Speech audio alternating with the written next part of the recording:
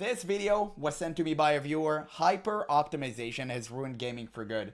It sounded kind of interesting, so I thought, hey, you know what? Why not check it out? It does relate to World of Warcraft, so I really want to hear if they actually speak of it right now. Something happening in the gaming world. Something that seems to be affecting all of our game time in a mostly negative way. Many of you have likely fallen victim to this, and I know for sure that I have. I'm talking about optimization and efficiency, specifically when it comes to optimization of your gaming time and how you play your chosen game. Many gamers have a limited amount of free time to play, and they don't want to waste even a single moment. However, this optimization within a game can begin to damage the gaming experience. I have noticed that my gaming time sometimes feels different in a way that it never used to. I'll boot up a game to play and Guild Wars 2 mentioned, boys, hype properly, or maybe I'm wasting my time if I don't play a certain way. Pair this with the endless opinions of the right way to play you see all over the internet. It is very easy to optimize the fun out of a game. There it is. There it is. People always say, this is a quote that I, use myself plenty of times, and it was mentioned in the chat right now, right? Yeah, I mean, I've seen, from Indie Falco. So exactly. Players would optimize the fun out of the game. I think that nowadays we have a massive culture of min-max mentality. I think that competitiveness has killed MMOs. And don't get me wrong, there's nothing problematic going into an MMORPG and trying to be competitive and like sweat it out, right? I think the problem starts whenever you cultivate a community that is strictly revolving around that culture, because it creates a culture that essentially enforces itself upon everyone else inside of the game. And MMORPGs are massive, and there are different types of players by nature, and forcing this, and not only this, just one mentality over everyone else is really, really bad. If you want to see what I'm talking about, just try to play a tank in retail World of Warcraft. If you make one mistake or dare not go the optimal route that was declared the most optimal by, I don't know, who is the biggest guild right now? Like Method, whatever. I'm not updated with the times, guys, okay? I haven't watched competitive World of Warcraft in decades. So anyone just takes the guild who've done world first, and they're gonna take their word as a gospel, as like the word of God, and if you don't follow their exact route, you're gonna be ostracized by the community. And that's why so many people refusing to play tank, refusing to play healer, do all of that stuff, and generally speaking, just quitting the game in masses. I really hope that one day Blizzard would stop catering to these people, but unfortunately, they are more than likely pay the most money. I'm sure you've experienced this. A new game will drop, whatever it may be, and you get excited for it. I want to make a joke, but ArenaNet might be watching. I respect that, brother. Thank you. Don't get me banned. You download and start playing, and you're having a good time, but you want to learn more about the game and its community. So you start to look up information about the game, and you are now flooded with the seemingly endless supply of walkthroughs, guides, reviews, Reddit threads, YouTube videos, and their comments. Everywhere. Hey bro, can you tell me how I defeat this boss? Like, what are the mechanics of this boss? Haven't you watched a guide? Damn, instantly kicked. How many of you have actually experienced that? I had someone on yesterday's stream that actually told me this exact thing. He didn't know all the mechanics for a boss, and they kicked him instantly. It was so degenerate. I can't believe that I actually heard that. But at the same time, I'm not surprised. That's how World of Warcraft players actually think like. I know because I used to play Retribution Paladin on TBC. Not like all TBC, like the one we had before the current one, because, we re-rolling the same expansion over and over again. So before that iteration of TBC, I used to play Retribution Paladin, and I was literally invited into groups. People looked at me and they were like, oh, your DPS is a Paladin? And then they kicked me. Why? Because I wasn't playing a mage or warlock. Yes, the dungeon would have taken you 2 extra long minutes more to complete, so you'd rather kick me and add a mage or warlock.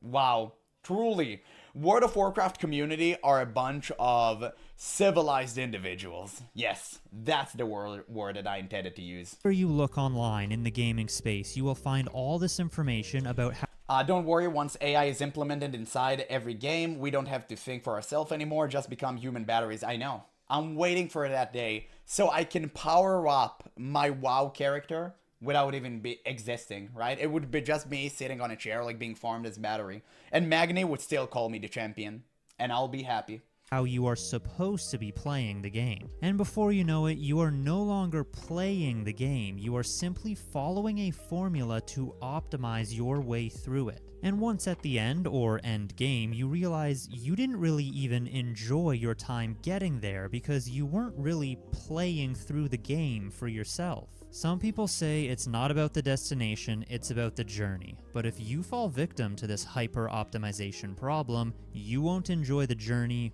or the destination.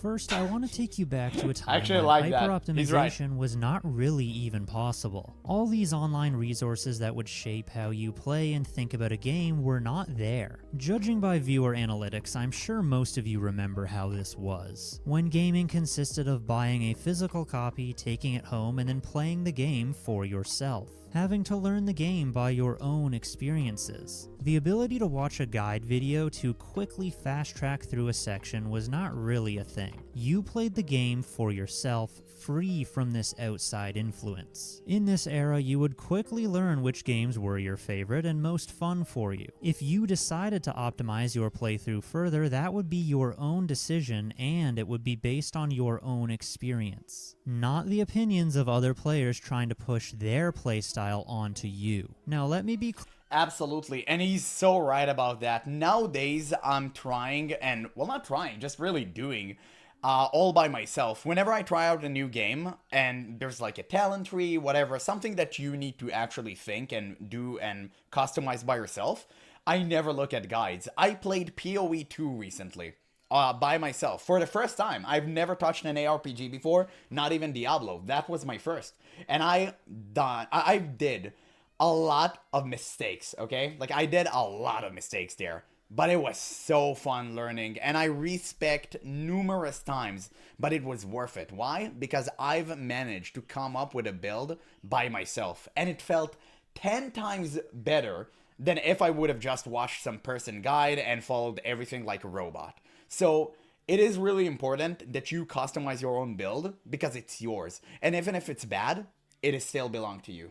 Clear about one thing. I will concede that there can be value in the optimization of your gaming time or following a specific meta. To some degree, it can be a good thing or a helpful thing. Walkthroughs, guide videos, build crafting, community discussion, all of these things simply existing is not what I'm talking about when I say hyper-optimization problem. For example, some players might look up those guides just for some ideas on these are the symptoms, not the disease. How to play, or to see if they're headed in the right direction. By the way, the game that he's playing looks really fun. What is that? What is that game? Some players might even want to share information or opinions about strategies with the intention of helping others and offering guidance, or just to engage with the community. After all, I have made many videos of that nature that probably also feed into this hyper-optimization problem I'm talking about. And here I am now saying how it's such a problem, okay? The irony is... Well, to be fair, it's what the players consume. So, yeah, I mean, no one can really blame you, right? I mean, I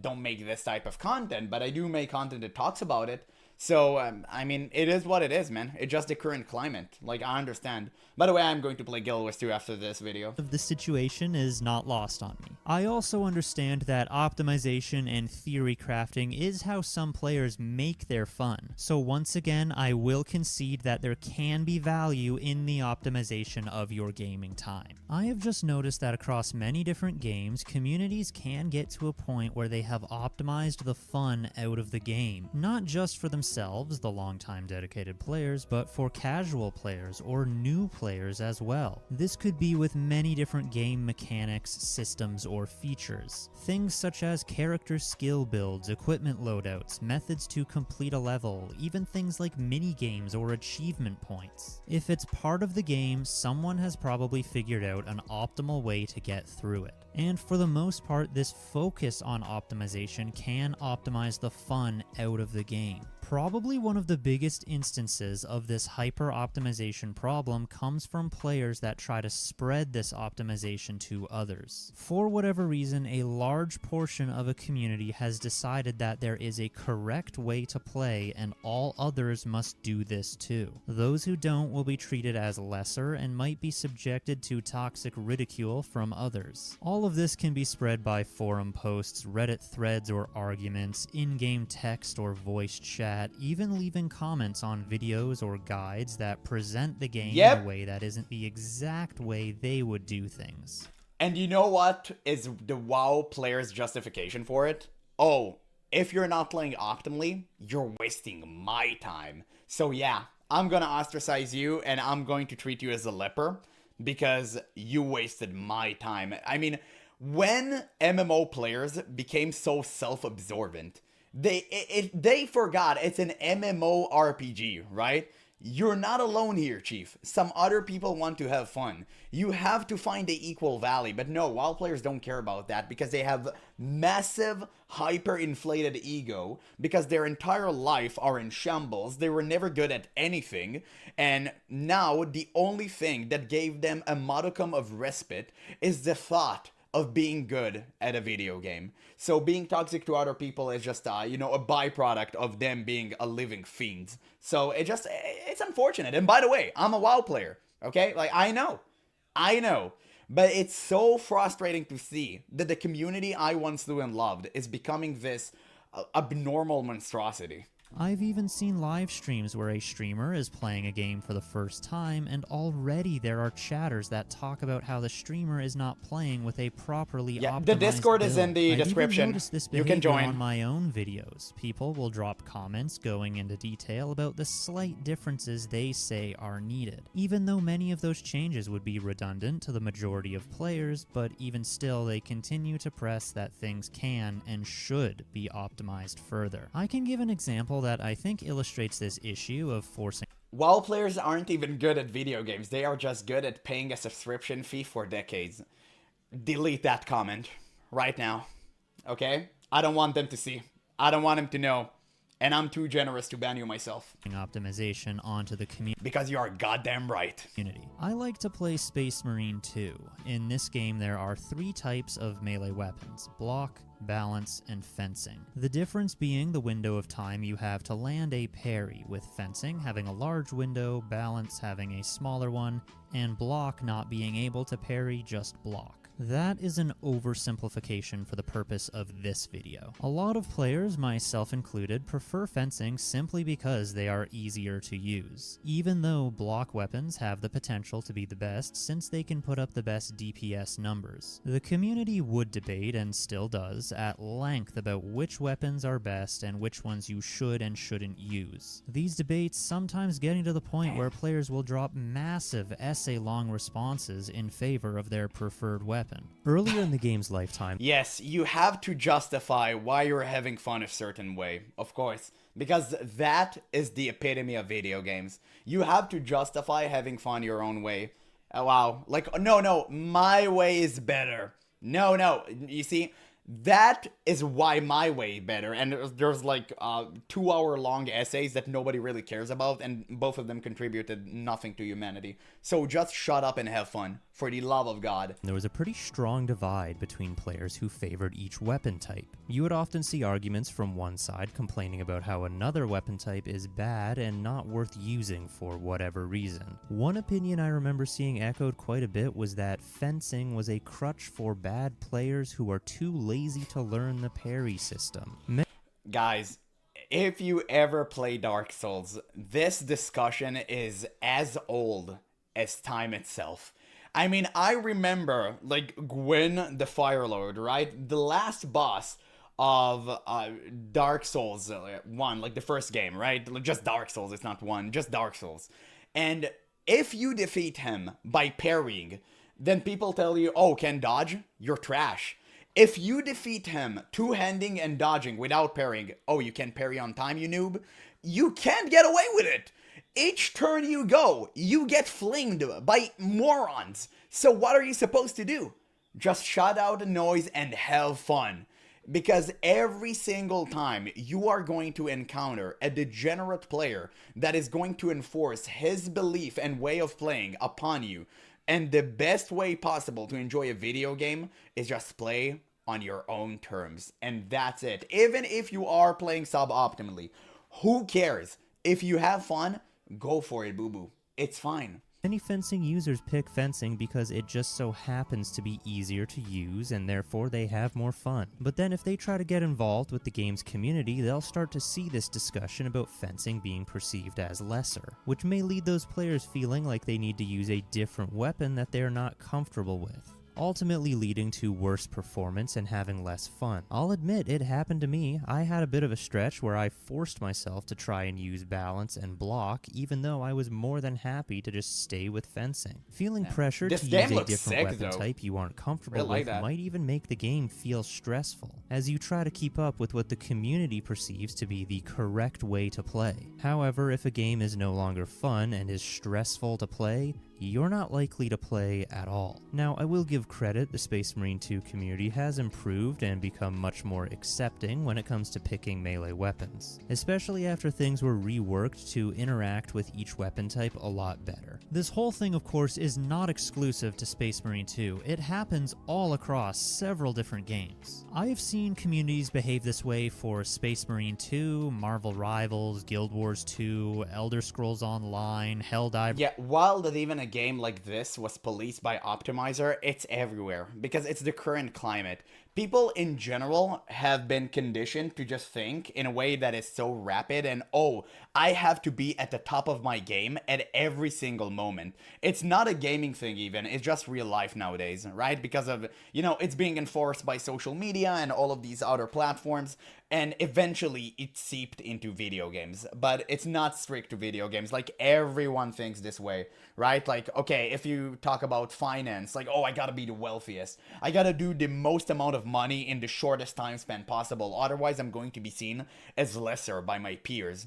So it can go in every other direction. Really, it doesn't really matter. It just seeped into video games. It exists everywhere. And you can see, like, the long list of games that he's showing right now, it's in every one of them, and you never get away from it. First 2, Elden Ring, the list goes on. Pretty much any game that offers the ability to customize your playstyle or interact with others, which in recent years are features that are offered by pretty much every game in some capacity. Most of the time, when players have gone the lengths to learn the optimal way to play or do things, they have done so by spending lots of time researching and testing. This could be across multiple playthroughs, hundreds if not thousands of playtime hours. This might lead them to develop a bit of an ego about the specific game, or maybe we'll just call it passion to be a bit more polite. When you have this passion, you probably don't want to see it go to waste or feel like it's invalidated. So a potential source of validation could be pushing this optimization you have developed onto other players to see it get used or see them rise up to your level. If you get enough of those players in the same community, all echoing the same opinions with similar loud personalities, it will likely begin to negatively affect that game and community. I'm sure you have encountered players before who seem like... That is true, because people actually ties their self-worth into a video game, which I think is the most degenerate thing ever. And I am using this word quite often. Hopefully it won't get me, like, demonetized here, but it is true. Like, it is true. I don't know. I mean, listen, I used to do it back in the day, right? Because I didn't have any real personality whatsoever. So my personality was just the current video game which I currently play, and I had to be good at it. Otherwise, like, people are going to laugh at me. Nowadays, when I'm older and slightly wiser, I realized how it was detrimental to me actually enjoying the game. And don't get me wrong, I still love to sweat it out in a competitive video game. I still play Counter-Strike, but whenever I lose, I don't take it to heart. I do get mad because, I lost because my team was bad, of course, and the other guys were cheating, which, to be fair, in Counter-Strike, this is more than likely true. But still, it doesn't really matter. Nowadays, I don't rage as much as I used to, and I just try to have fun. And I think that led me into a way better path of actually playing video games the proper way. All they can ever talk about is the meta. What is currently meta? What changes to the meta? How can we optimize the meta even further? Even if someone were to mention a fun playstyle they came up with for themselves, these meta slaves will jump into the comments to point out how this is not meta and it can and should be optimized further. Insert long essay response here. But I digress. A lot of what I've said so far is mostly applicable to multiplayer or team-based games. But what about single-player games? This hyper-optimization can happen there as well, but maybe just a different way. I want to use another one of my experiences for an example here. I was going to start a Baldur's Gate 3 campaign with some friends. If you're hyper-optimizing in single-player games, you should be abolished from playing video games. Okay, you should, like, literally, they should revoke your license of using a PC. They should take away your Steam account. I'm not even joking. They should confiscate your Steam account. Like, why in God's name would you ever do that for yourself? By the way, I played BG3. I haven't finished it yet. I literally just finished the first arc, and then, I don't know, my PC crashed. And when I got this new one, I forgot already what I've done before, so I didn't bother to log in back into the game. I'm more than likely going to play this game on stream one day when I become big enough, and I'm going to complete it before Divinity comes out. But, you know, I digress. If you actually min-max in single-player games, I think that is the most saddest way to destroy your entire gaming experience. You would never have fun like that unless, I don't know, you're like a literal creature. And decided to play as a druid. I wasn't familiar with the druid class, so I wanted to read a bit about it so I would have a basic idea about how to build my character. However, finding a basic druid guide or build was a bit difficult. Everywhere I looked, I found these super min-maxed builds where everything was measured out every single step of the way. These druid builds I found wanted... Sounds like TCG, meta slaves everywhere. Listen, card games, I will say it's different. You know I'm a card gamer, right? I built this very channel on Legends of Runeterra. Rest in peace, by the way. And card games are kind of different. You will always have tier 1 and, like, off-meta. But generally speaking, when you play a card game, it's against other people. And whenever you're against other people, you really don't want to play a fun deck and lose your entire time, right? Because most of the time a fun deck would have like negative win rate, and most people would not be ready to subscribe to it, especially when you have like really fun meta decks where you can actually have positive win rate. It won't be the highest positive win rate, but it will still be positive, so you can climb using them. So it just depends. It's kind of different.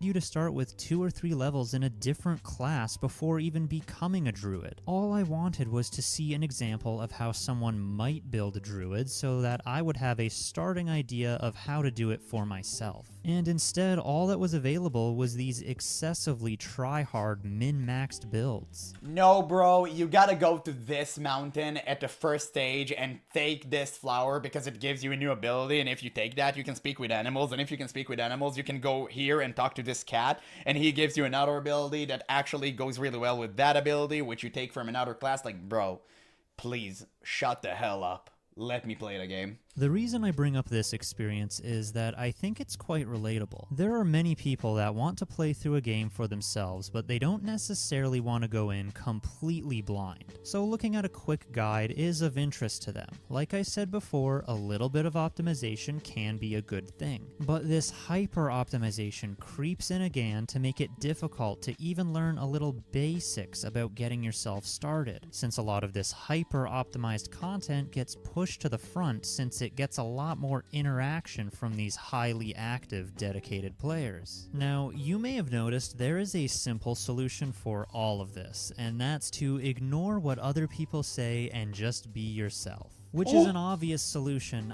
I can do that? Oh my god! No way! know, but it's not always an easy one to do. I'm sure when you were a little kid growing up, your mom and dad gave you the same advice. Unless they didn't, in which case, I'm sorry to hear that. As humans, sometimes we can't help but worry a little bit about what others think and try to fit in with what we think is the norm and will make others happy with us. A realistic solution to all of this is probably moderation.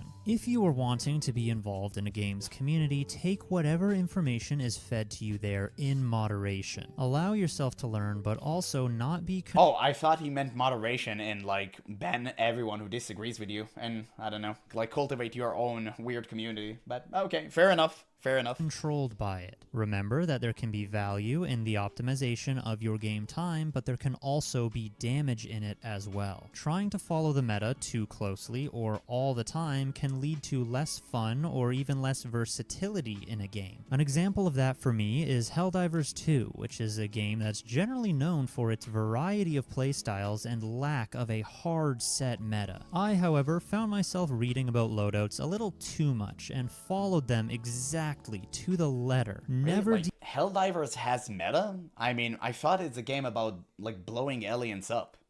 Like, what meta would you have? deviating even for things that I thought might be interesting to try. And it absolutely made me miss out on having more fun because I was only following what other more experienced players were using. I completely missed out on fun playstyles and unique weapons. I even missed out on what are now some of my favorite guns and stratagems, because I convinced myself they were not worth using since more experienced players also didn't use them. So as I was saying, take everything in moderation when it comes to engaging with optimization from a gaming community. There can be value in following optimization or meta advice, but at times it can lead us to missing out on unique experiences or fun we didn't even know was there. After all, games are supposed to be fun above all. If you are not having fun, you're probably doing something wrong. But I suppose I have rambled on about this for long enough. Please understand that all the examples I brought up in this video are not meant to throw shade at any one community, their game, their members, their creators. That's not what I'm trying to do here. It's a damn shame. You should have called out the WoW community. I'm doing it every single video and I'm literally part of them. Just trying to have a discussion about something that I have noticed happening across many different game communities. All of this, of course, is based on my own personal thoughts and experiences. I'm sure other people may feel differently. I would be interested in reading some thoughts on the matter. Just please try to be polite and respectful. Do you think hyper-optimization is damaging to gaming, or am I making a big fuss out of something irrelevant? A giant nothing burger. Maybe. Anyway, that'll be all for this one. If you like the content, consider subscribing or becoming a channel member if you want to go the extra distance. Thank you very much for watching, and goodbye for now. It's a good video. It was a good video. I'm going to leave a link in the description. Obviously, guys, you should watch it for yourself. I mean, it was great. And yeah, thank you for Ezekiel actually recommended it for me. Yeah, thank you so much. It was a phenomenal video. And I mean, he was right about everything, right? Hyper optimization truly destroyed video games. There's not much I can add there. You know, I already said everything, but it's just such a damn shame to see people ruin their own experience for the sake of, I don't know, gaining some sort of points, some irrelevant points with other people, like trying to get credit so other people may value you more. It's so dumb. Like, it is so stupid.